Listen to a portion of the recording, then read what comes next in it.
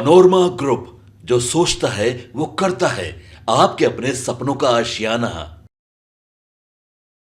नमस्कार, आप देख रहे हैं भारत लाइव। मैं वेद सिंह और आज हम नहले पे दहला में बाबा से जानेंगे कि नीट पेपर लीक मामले में पॉलिटिकल कनेक्शन क्या है और क्यों माननीय मुख्यमंत्री नीतीश कुमार और चंद्रबाबू नायडू का इसमें क्या रोल है। मैं बता दूं आपको कि लगातार बिहार के डिप्टी सीएम विजय सिन्हा बहुत ही इसमें प्रभावित दिख रहे हैं और वो रोज मीडिया में बयानबाजी भी दे रहे हैं और अपने विरोधियों पर जमकर बरसते भी दिख रहे हैं। वहीं पूर्व डिप्टी सीएम तेजस्वी यादव ने भी इसमें बढ़ चढ़कर हिस्सा लिया है। अब हम सीधे बाबा से जुड़ेंगे और जानते हैं कि आखिरकार माननीय मुख्यमंत्री नीतीश कुमार और चंद्रबाबू नायडू का क्या रोल है इसमें। बाबा, क्या कहना है आपका इस पे?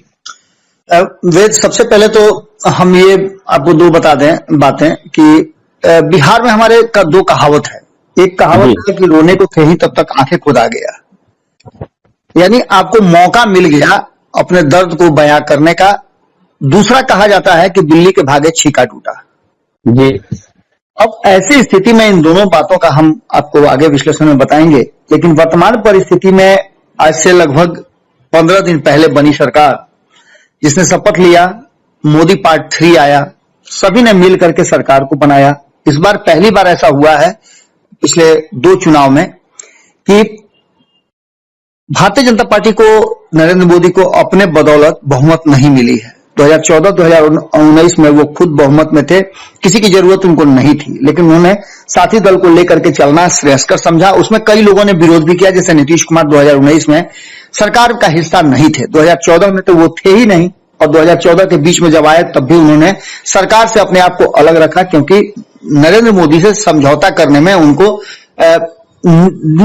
दबा के रखने में बिहार में उनको मौका मिले, ये उनकी स्ट्रेटजी थी।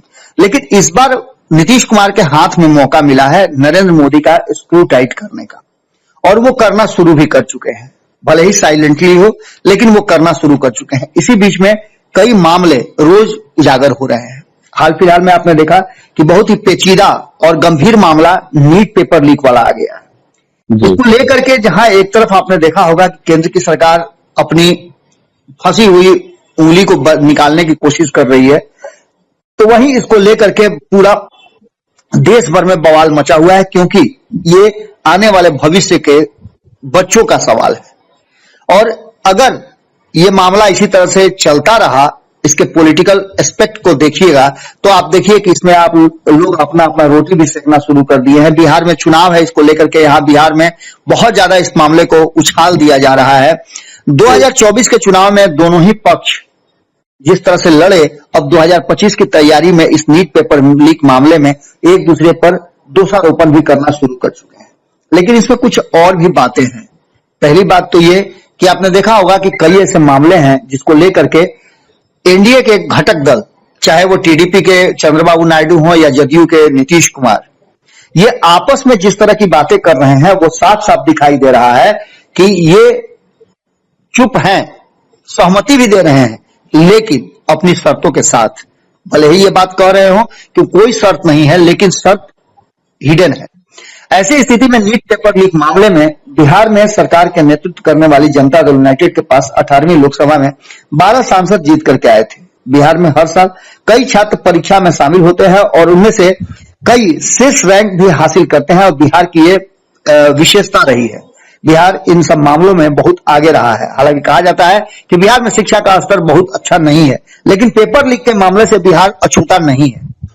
पार्टी को लेकर के और कई दल को लेकर के अगर कहा जाए तो वो इस मामले का पूरा राजनीतिक लाभ लेना चाहते हैं। इस पूरे मामले को लेकर के किस तरह से आरोपी के लिए गेस्ट हाउस बुक करने में राष्ट्रीय जनता दल के नेता तेजस्वी यादव के निजी सचिव की भूमिका रही, उस पर निशाना साधा जा रहा है।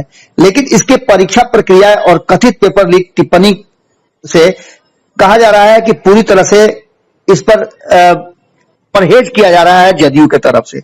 जदयू का कहना है कि मामला न्यायालय के विचाराधीन है, इसलिए इस पर हम बहुत ज्यादा नहीं बोल सकते हैं। अगर बात करें तो हमने भी कई बार इस मुद्दे को पूछना चाहा, आप लोगों ने भी जदयू के नेताओं से इस पर कुछ विशेष जानना चाहा, लेकिन जो कॉमन बातें हैं वही वो कह के निकल जा रहे हैं। इसी बीच आपको बता दें कि जदयू के नेताओं ने इस मुद्दे पर टिप्पणी करने से इनकार कर दिया है और जदयू के प्रवक्ता नीरज कुमार ने तो उन्होंने साफ कहा, तेजस्वी यादव पर हमला करते हुए उन्होंने प्रेस कॉन्फ्रेंस भी किया था। उन्होंने कहा कि पेपर लीक के मुख्य आरोपी जिस गेस्ट हाउस में रुके थे उसे तेजस्वी यादव के निजी सचिव ने बुक किया था, तो उन्हें जवाब देना चाहिए।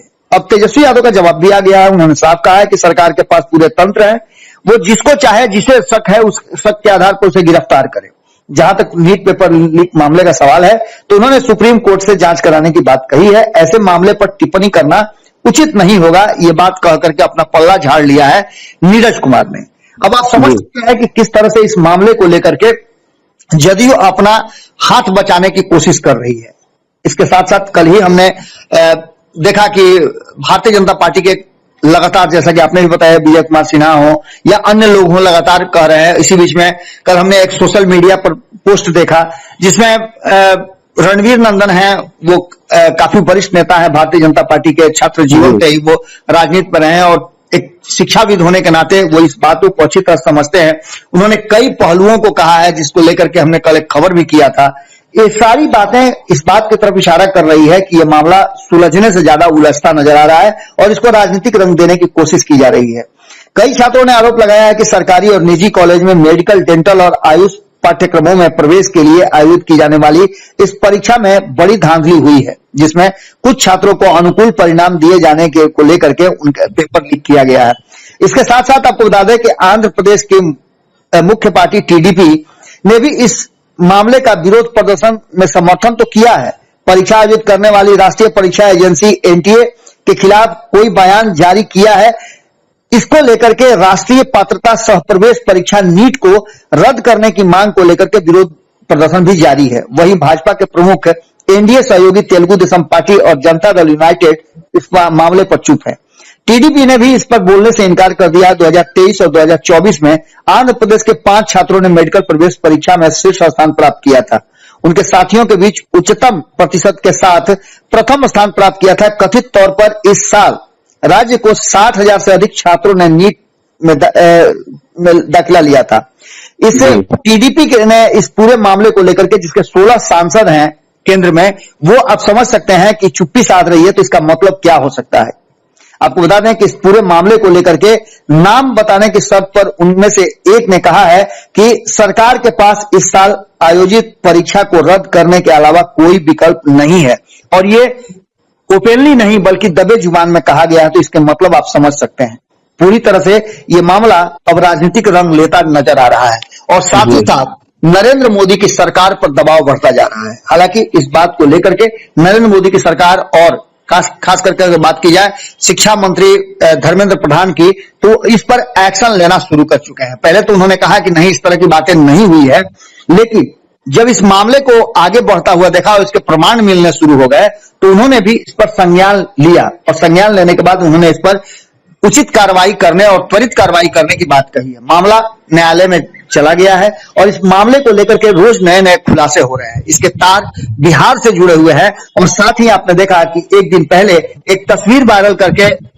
राष्ट्रीय जनता दल ने, जो तेजस्वी यादव के पीएस रहे हैं प्रीतम, उन पर आरोप लगने के बाद एक तस्वीर को सामने रखा है, सोशल मीडिया पर काफी वायरल हो रहा है, जिसमें सम्राट चौधरी इसी मामले के एक आरोपी के साथ नजर आ रहे हैं। हालांकि सार्वजनिक जीवन में ये सब चीजें होती रहती है, लेकिन एक बात तो आप समझ सकते हैं कि तस्वीरों को लेकर के आप बहुत कुछ नहीं कह सकते हैं, क्योंकि सार्वजनिक जीवन में रहने वाले लोगों के साथ तस्वीरें होती है और तस्वीरें खींची भी जाती हैं।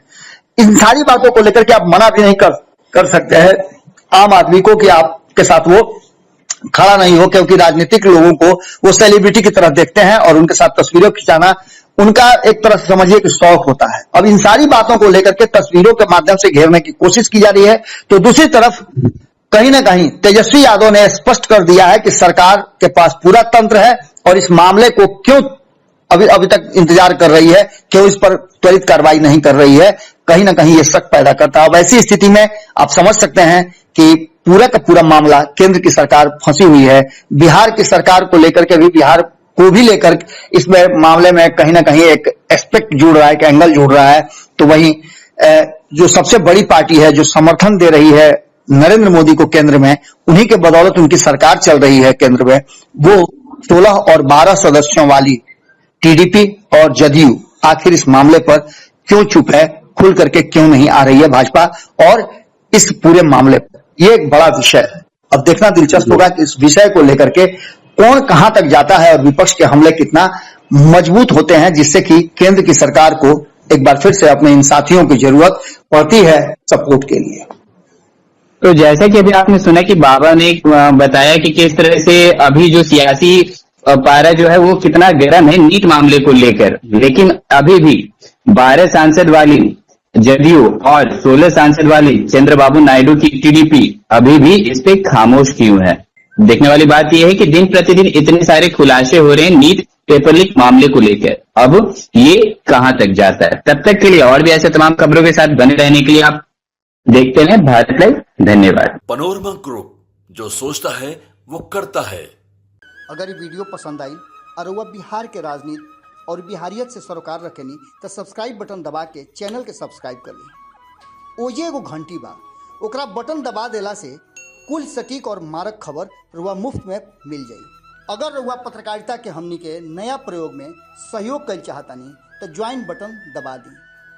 पेटीएम नंबर नोट कर ली 9386816700। धन्यवाद।